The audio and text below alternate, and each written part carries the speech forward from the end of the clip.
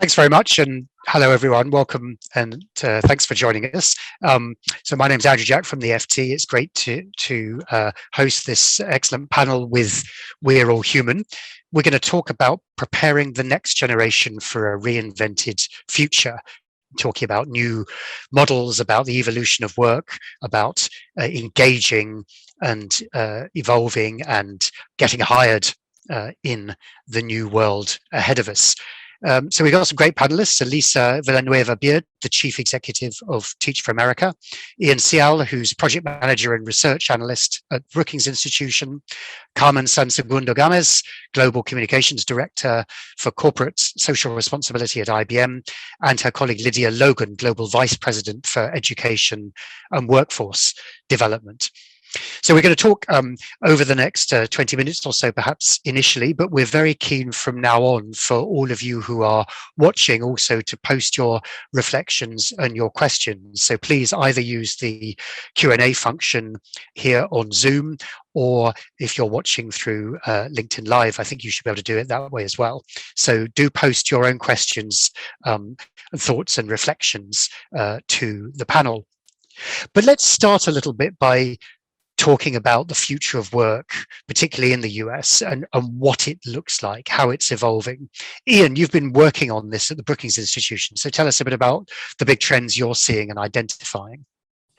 Thanks, Andrew, and thank you to Hispanic Star and We're All Human for hosting this important discussion. Our team at Brookings has spent the last 3 years working to craft policy solutions and tools to address this growing divide among people and places. And in particular, a few trends that have accelerated over the last few years, which will increasingly affect workers' livelihoods and mobility. First is the prevalence of digital skills and tasks required by employers in almost every occupation and type of work, from stock clerks to plumbers to HR managers. And the promise or potential of the new technology in the workplace is to free people from the mundane, repetitive tasks, allow them to employ more human characteristics, creativity, critical thinking, and problem solving. But the risks are that new technologies can make the workplace more inhospitable, can make hard work harder, increased invasive monitoring of frontline workers, just-in-time scheduling, and ultimately the risk that replacing narrow tasks and allowing workers more freedom, that ultimately the risk that tech will place entire jobs and leave people out of work. So that sort of brings me to the key second trend, which is the economy's growing share of employment in low and in high wage work at the expense of the middle class. And this is a decades-long trend that's been well documented and studied, but less studied is how this growing divide will affect workers' mobility. So we have this new research identifying stepping stone occupations, ones that have historically served as conduits to high wage work. And we show that they are the fastest declining middle wage occupations. Many of these are entry-level white-collar occupations, such as administrative assistants, accounting clerks, procurement clerks. But where we come to is the thinking that low wage work ought to be a starting point in a career, not a trap. And so to avoid a future where millions of people are stuck churning from one low wage job to the next, I think we need companies, policymakers, educators, people in this call and on this panel to develop this cohesive approach. So we're working to offer tools and data for companies to grow internal pathways and for educators to see which jobs are in demand, resilient, and which can offer mobility to workers going forward. And net, does that imply you think that there'll be more jobs as well as different jobs going forward, or will we see a lot of jobs actually being, as you say, potentially displaced, or humans no longer required for them? I think that's the risk, but it's a risk that's been predicted and proven wrong many times before. I think the economy will grow. There will be more jobs. But the trick is going to be getting people ready for the jobs of tomorrow. And Elisa, you're obviously, with your network of very committed teachers in your organization, kind of on the front line in classrooms across the US and actually around the world, of course, through your partner organizations. What are you hearing from teachers and students in schools at the moment about the challenges and the aspirations they have for the workplace? Mm-hmm. Great to be here as well. And thank you for that context, Ian. What I would say is, so just for those of you that aren't familiar with what Teach for America does, is we recruit exceptional young people mostly right out of college, to teach for at least 2 years in urban and rural America. And the idea here is that not all kids are getting the education they deserve. Largely your zip code determines life outcomes, and we reject that. And so many interventions are needed. We focus on building the leadership capacity in our communities. And the majority of our now almost 65,000 alums remain in education or have a career serving a low-income community. And as you all know, we're living through the most disruptive moment in education in over 100 years right now. And the inequities that existed in our country have just sharpened, gotten deeper. And so what we're hearing is we need to get kids back in school, obviously, but we need to go back to school and not go back to the normal of what was school that already wasn't working for kids. The truth is that our education system is outmoded. It was built for an industrial age. We are now in an information age, and we need to be able to build the skills, the technical skills, interpersonal skills, and the love of learning for kids to be able to compete in this global society, as you just outlined, Ian, right? We know that in order for kids to learn, lead, and thrive, we need to ensure that they have the tools to do that.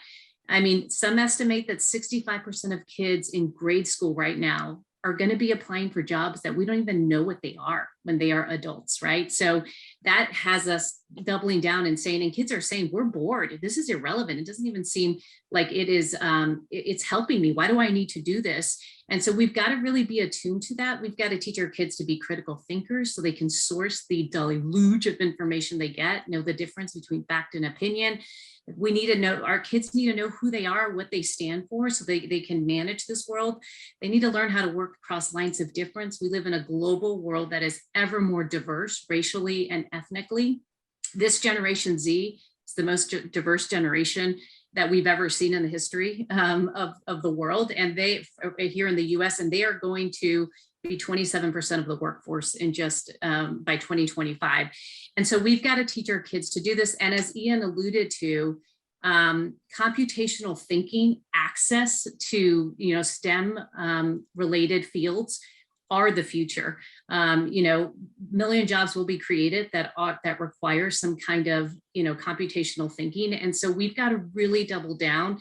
The truth is that right now in our high schools, only 47% of high schools across the entire country even offer the foundations of computer science. When you look at kids growing up in low-income communities, it's even less, it's 34%.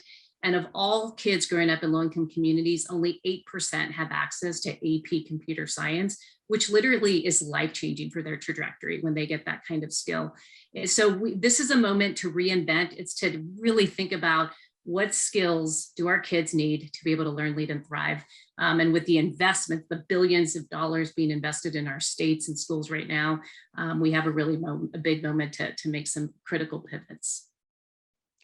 And Lydia, perhaps coming to you from the point of view, IBM, obviously a big recruiter, amongst other things. I mean, what are you seeing about the evolutions of work both around you and within your organization? How are the tasks changing, and particularly perhaps for early career staff? Sure. I think to Ian's point, right, the nature of work is changing, and we're seeing AI really changing the way that jobs are, the requirement of making sure that students have access to some of these things that Elisa was talking about, computational thinking, computer science, that prepare you to take advantage of jobs like the ones that are at IBM. We work closely with nonprofit partners, and we do that in order to make sure that we are reaching our target audience to make sure that those opportunities that they need for skilling and upskilling, whether they're coming out of high school and being prepared, or whether they're adults looking for reskilling and new opportunities, we reach those students through our programs and our partners that are happening on the ground, like Partners for Work in Pittsburgh. They collaborate with other nonprofit organizations, other businesses, and us to provide the training for those opportunities. We do this around the world. We work with Purple Unicorn in Ireland and Yenizen Biz in Turkey. So we're seeing that this is a model that works not just in the US, but everywhere, to make sure that those skilling opportunities are brought to the people who need the most, so that they can take advantage of the jobs that are available and the ones that are being created. So let's think now a little bit about that transition, about moving from education to work and between different opportunities, how to connect talent with opportunity, and some of the challenges involved in that. Maybe Carmen, you want to come back in on this. What are the big blockages, the challenges that need to be overcome, do you think? So first of all, thank you for having me. I think there are two main challenges, and I think that conglomerates everything that my peers here have developed before. And the two challenges, I think, are integration and development. So we need to integrate technology, people, partners, and language to make the use of technologies available for everyone. First, I think technology is one of the main challenges because not everyone has access to the same level of technology, but also technology is moving so fast, as Elisa was mentioning, that the education system is not even able to track and to keep track on it. And also education is opening a lot of possibilities because right now we have access to face-to-face education, but also online education. And the access of online education is helping marginalized communities mostly to get access to different training that is going to help us even getting retrained to keep their careers or get access to the new education system. And I have to say that in the future, all of the works are going to require some level of technologies. If I'm thinking on a bank, how many jobs right now are digital in a bank? It's not only like technology companies like IBM, it's beyond that, no? And if I think the second part is partnership, which is if you want to do it alone, you are not gonna make it. I think all companies, government, forums like these, media outlets, everyone needs to be on board in this new education era. And mostly and nonprofit organizations, because nonprofit organizations are the one in the ground helping marginalized communities that are the ones that are struggling most with this. And you need to meet people where they are. And you need to also like talk the language that people are speaking.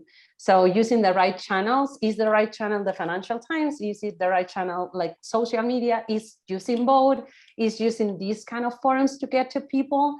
And if we are still thinking that we need to communicate with marginalized communities and also people the way we want, we are totally wrong. We need to get to people answering their questions. I'm a person, I'm a boomer living in Washington, part of Hispano community, that I want to get retrained and reskill and change my career. That's different from a African American who's living in Texas and is a Generation Z and wants to get their first job. And this kind of coding and understanding and speaking their language is gonna help us to develop them. And also I think language is one of the main barriers. A lot of people in the United States don't have a proficient level of English. And that's a fact, even for marginalized communities. So are we giving them access to education in local language in a platform with the right user experience that they can imagine? So I think these two, development and integration, are the most important challenge we are facing as companies that are trying to educate, upskill, and reskill people in the United States and also all over the world. Thanks. So Elisa, Teach for America, what are you seeing around the big challenges here to connect talent and opportunity? Yeah, the one thing I just wanted to add to what Carmen said here is, you know, when COVID hit, we had nearly 17 million kids who got locked out of learning, like literally did not have devices or proper broadband. And of course, with the investments that I feel very optimistic about that are being made right now, we have to keep our eye on the prize. We should solve this digital divide that we've been talking about for decades, right? But it's just the beginning. And I just think we have to stay very focused on that, because it's one thing to have a device and to have access to broadband. It's another thing to be able to actually use it as a tool for reinventing learning, to the question you asked earlier, Andrew, right? Like this is a time where we can actually personalize learning, where schools should look entirely different, and the role of a teacher in a classroom with students, and really being able to stoke the, the assets and the interest of our kids for learning. And so centering equity as we continue to think about how to use technology as a tool for teaching, I think is going to be really important when we consider feedback loops, when we consider kids that are far behind, that didn't get access to the learning, how we're going to ensure that, to ensure English language learners have the accessibility of this. And so the professional development investments for teachers to be able to use these tools powerfully, and then also even families, so that they can support their kids at home, because we know the kids, as you said, Carmen, being hit the hardest are the kids in low-income communities, primarily kids of color, disproportionately. And so I wanted to add that to that. And devices and broadband are like backpacks, pencils, and paper today going forward. And that is the future that we are living in.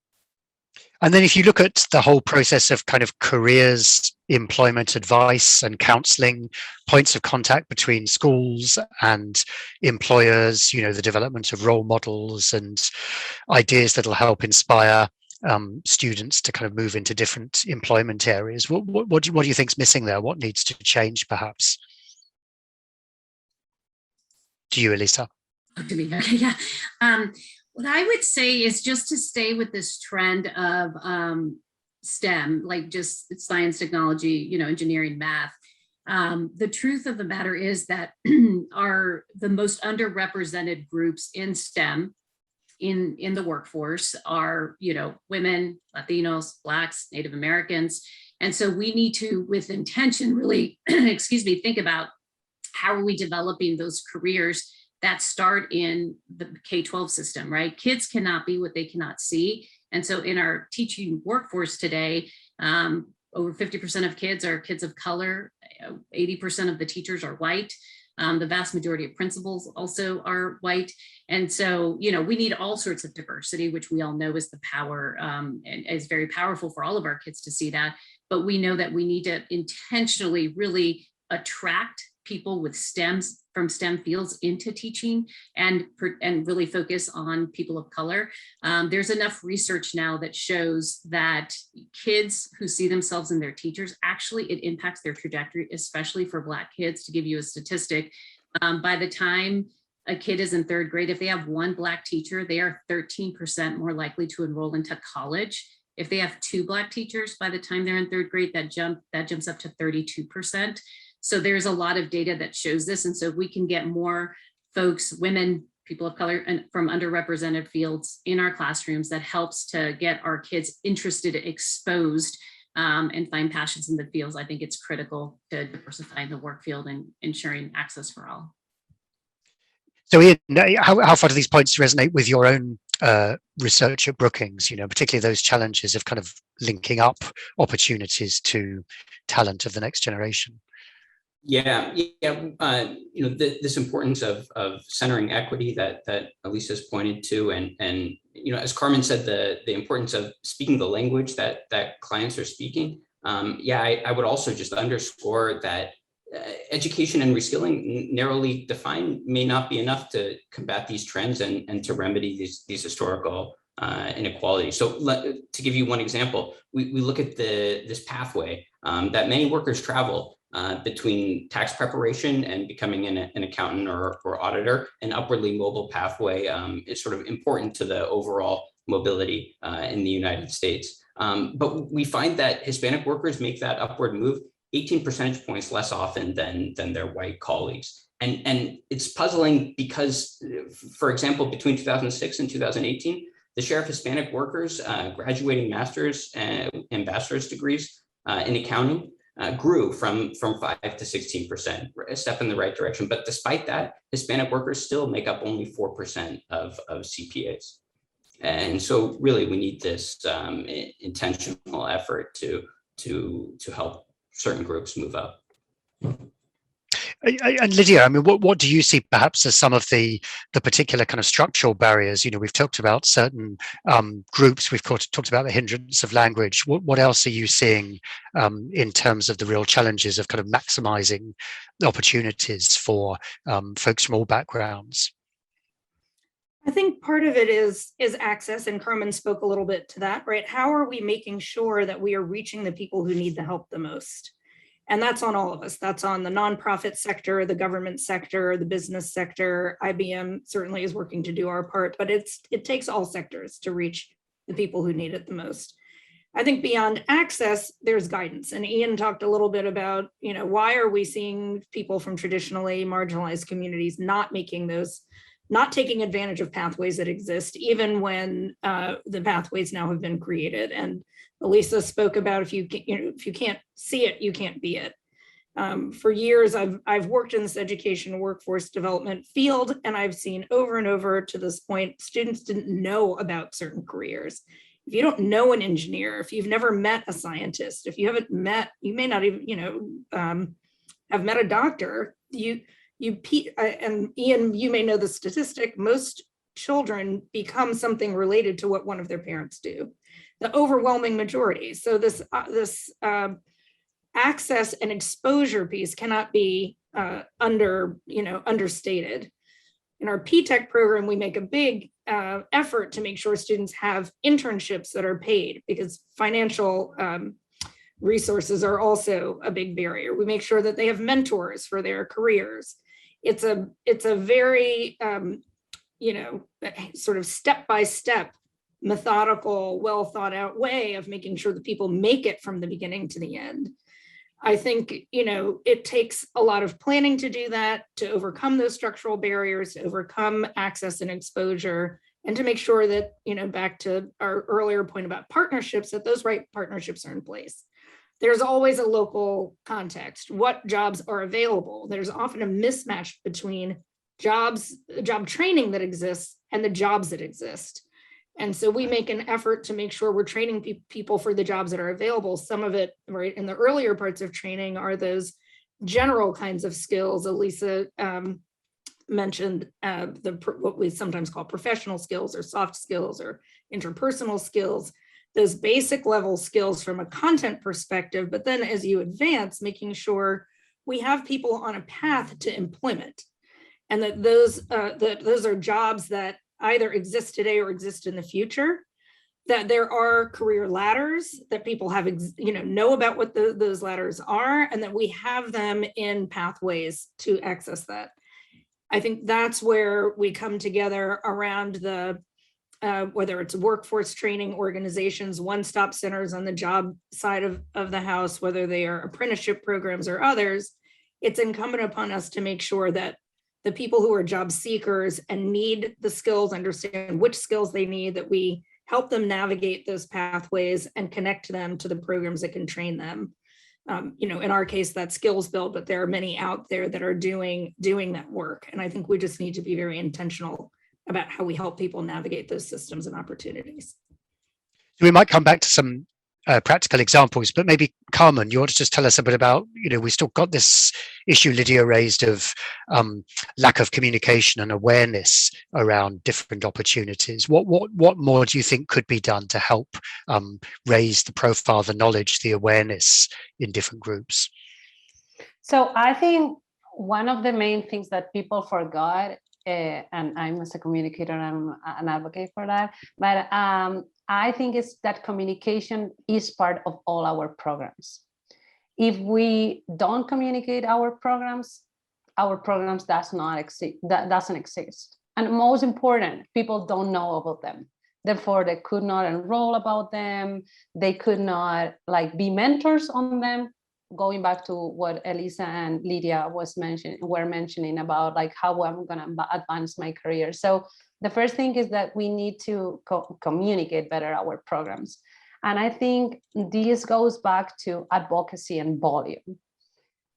So if we need to first advocate for our programs, do thought leadership positioning like this panel right now, how we involve people from different sectors doing different pieces in the communication landscape, even if it's doing an article or communicating it from a media standpoint, doing research, going in the field, or being advocating from a tech side and developing programs on that. We need to elevate the conversation so that our government listen that this is an issue and that we all partner towards that issue. And then we need volume. How we create more conversation. We are intoxicated of information. How much information we receive every day. Like we start our day, we go into social media, it's crazy.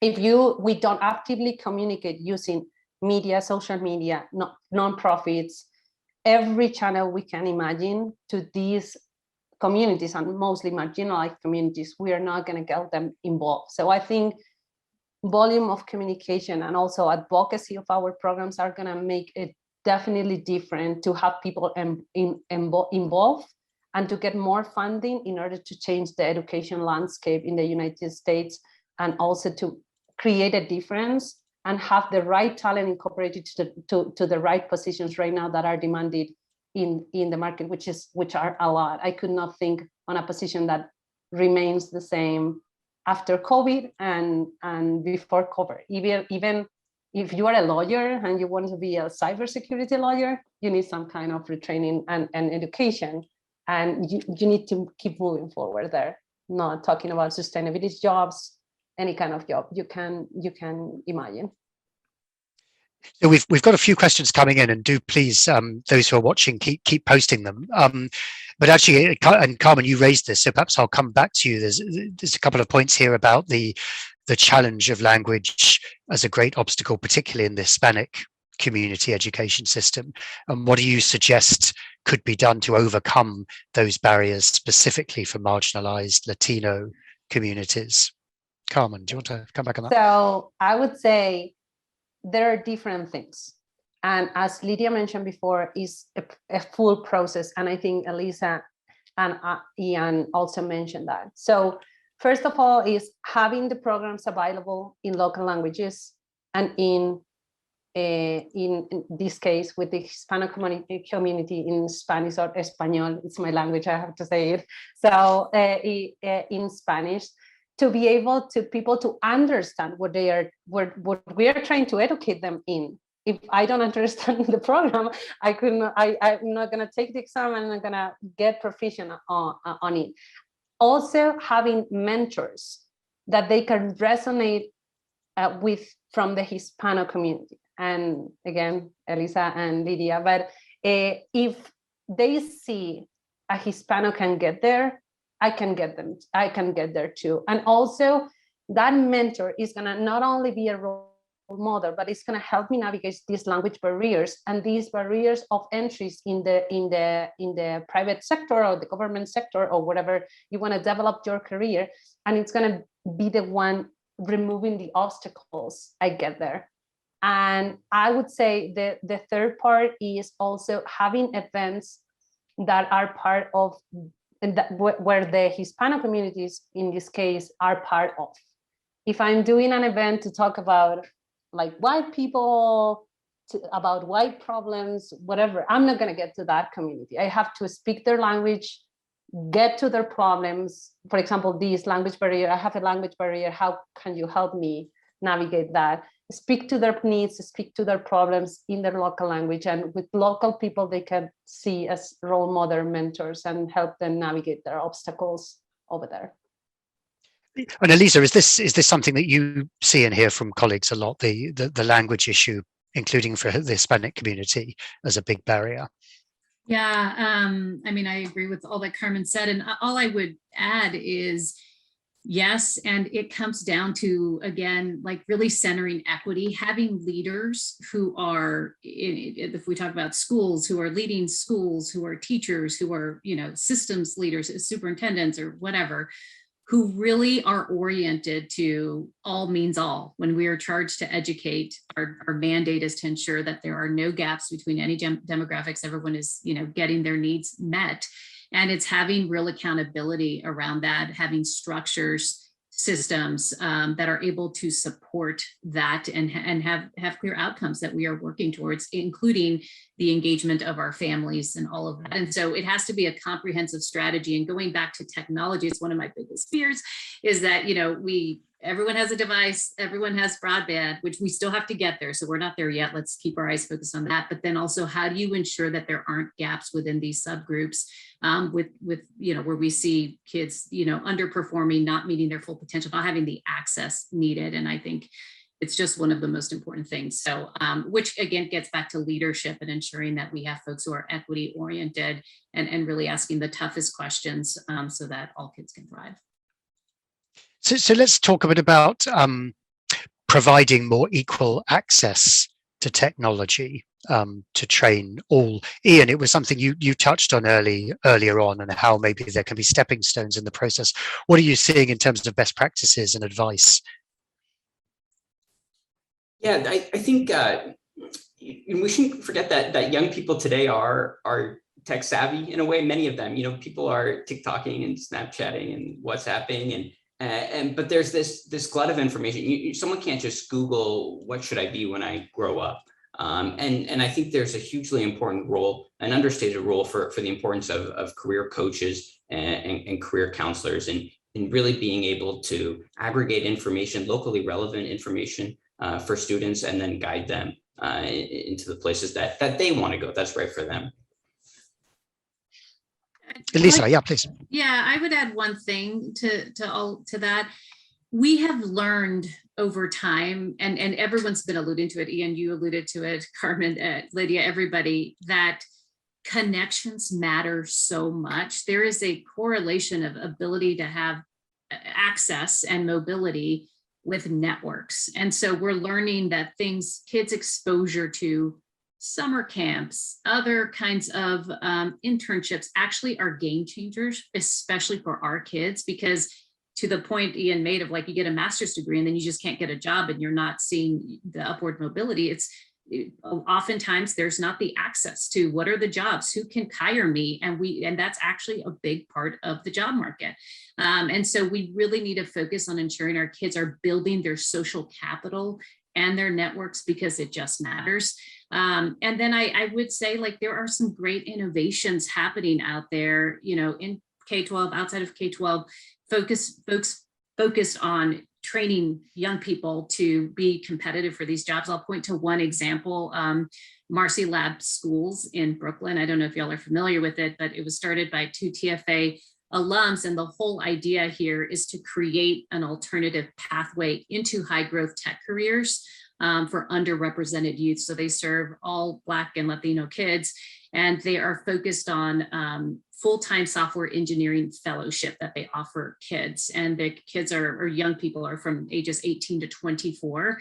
And their goal is to get kids in good jobs right after they do the fellowship. And they just graduated their first class. And it's promising. 89% of those graduates have been placed in full-time software engineering jobs at companies like the New York Times, JP Morgan, Weight Watchers, et cetera.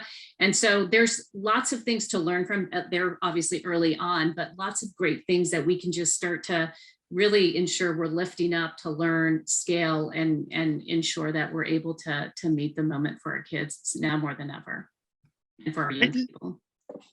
Lydia, maybe give us a few more examples that you've seen that seem to be working and trying to help bridge that gap. And I think that back to the structural and the technology and access point, it's important that we make sure that training that's high quality, or job training and upskilling is available both online and offline, so that if all you have is a smartphone, you still have access. That is not going to be the barrier that keeps you from being able to access good information that can get you to the next step. And that if you have a laptop, if you have consistent broadband access, that's great. There are offerings for you that require that and have that.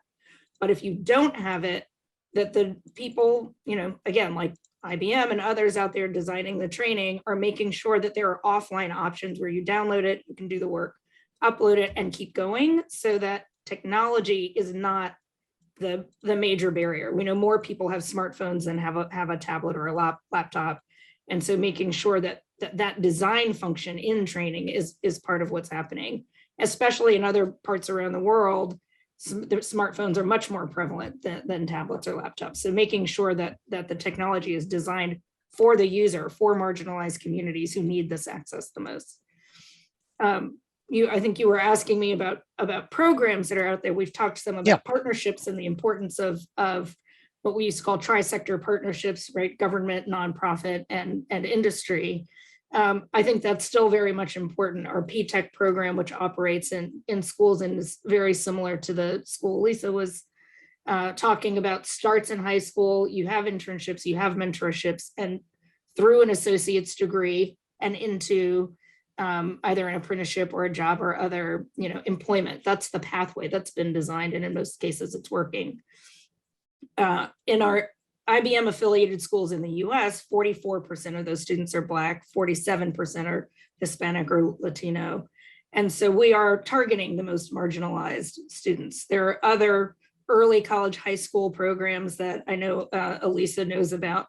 And those are the ones that have that pathway from high school through post-secondary, because it's getting students into and through college.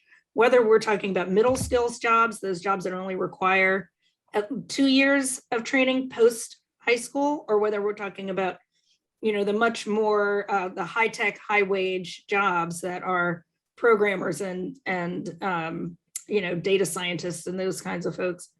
What we also know, though, is more and more we're looking at certifications and credentials rather than degrees.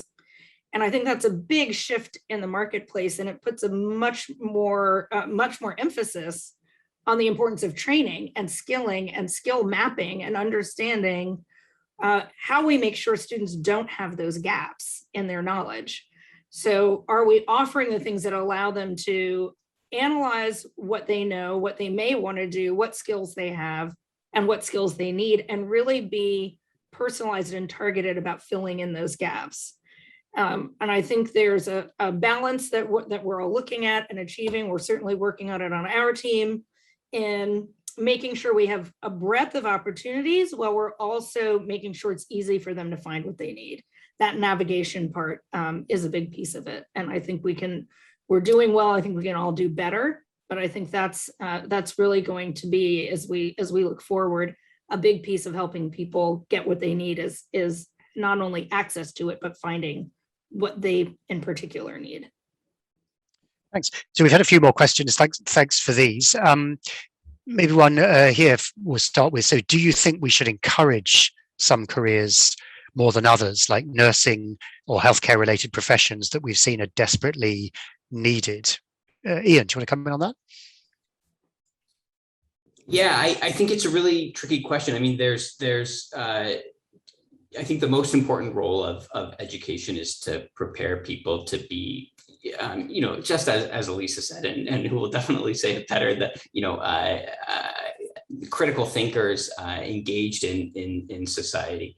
There are certainly occupations that are high in demand, and to the extent that we can guide people toward them, and that those occupations, pay good wages, offer routes for mobility, then I think it's incumbent upon us to provide information that at least lets people know that these are options available to them.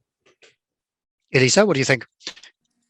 I would agree with what Ian said. I think the most important thing is that we help our kids understand what their assets are, maximize their interests and their passions, and go for it. And I think exposure to all of it is really important. And so I think we center on the kid, and their interests as the most important thing. But I think, exposure to all these things is critically important. And then it's left to the industry to really make it, to really change and reinvent also the workplace and, the policies, and make it attractive for our kids to want to go into those professions that are critically important. And so we got to be working together to, ensure that we're centering the kid and meeting their greatest needs and potential. There's another question here. So both you, Elisa, and Carmen talked about how students need to identify with leaders, professors, mentors, and companies that represent them and their communities. So what can we do to help this representation change, and can technology help? Carmen, do you want to come in on that? Perfect. So technology can definitely help.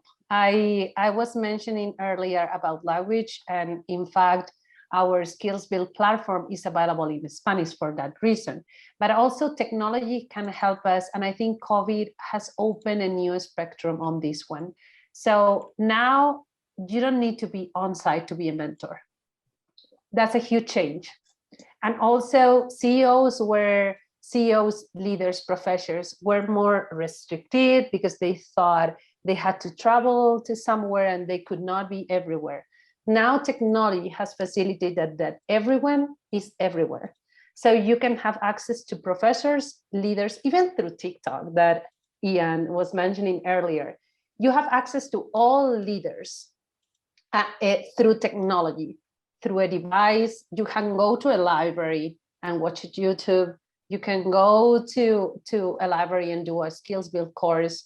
And what we are trying to do at IBM is how we identify IBMers who are in critical roles, going back to careers. So researchers, they are the one discovering the COVID vaccine. I could not think on a better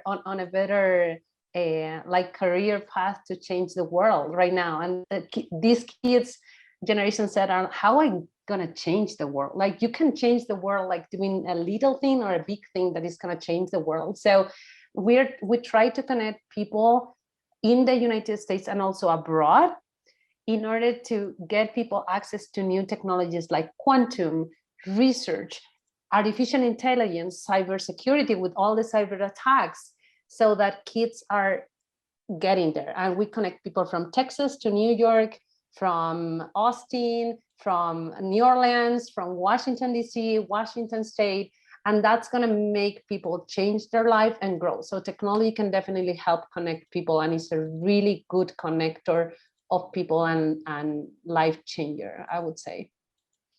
Elisa, maybe a final word. I'm afraid we're going to have to move to wrapping up now. But, Yeah, I actually think, Carmen, it's very well said. I don't have anything to add, so I'll hand it back to you. So I'm sorry, we're already out of time. It's gone very quickly. I'm very grateful for those of you who've been watching and posting questions. Very interesting panel discussion, sort of talking about some considerable opportunities. It doesn't all have to be downsides in terms of the displacement of some skills, but it sounds like there's a huge need both to regularly upskill and reskill, to use and leverage technology to do so, and to really think about the gaps and inequalities that there are in trying to reach out to get as an inclusive range of opportunities to people as are possible. But thank you all very much, particularly then to our great panelists for their contributions, to Ian, Elisa, Carmen and Lydia. Very interesting discussion, and best of luck in your roles as you continue to tackle all these issues, particularly at such a difficult time as we hopefully start to come out of the worst of the COVID pandemic. Thank you all so much. Thanks so much. Thank you so much. Have a great one.